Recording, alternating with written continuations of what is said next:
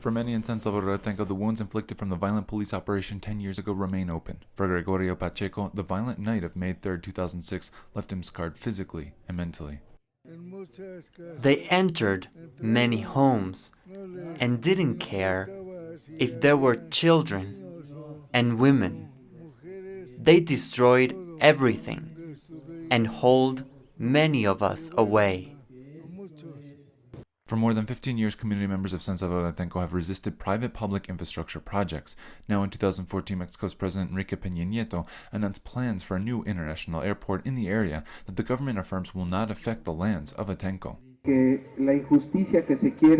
The injustice that they want to impose on these lands is based on untruthful arguments and information that confuses public opinion, and they seek to isolate those resistant communities in that they are seeking to defend their lands from this mega project.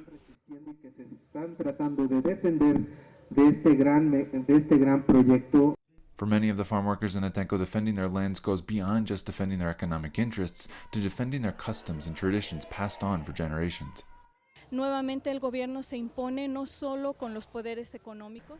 the government is imposing not just with economic powers, but also here in the community. They want to do away with our uses and customs. That is why they've called upon the elderly, so that with their wisdom, they can help us recuperate our traditions. Meanwhile, as initial construction begins for the airport and lands adjacent to Atenco, a recent state law was approved that will grant the authorities the free use of deadly force when protests are deemed illegal or dangerous. Rights defenders argue that it's a means to legally halt social protests against mega projects.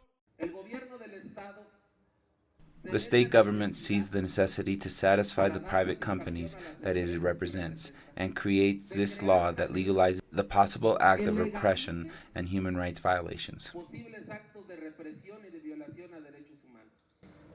Activists and community members from Atenco say for the rest of the month of May, they will carry out protests and actions to not just commemorate the 10 years since the police repression, but also to further protest mega projects that threaten their lands.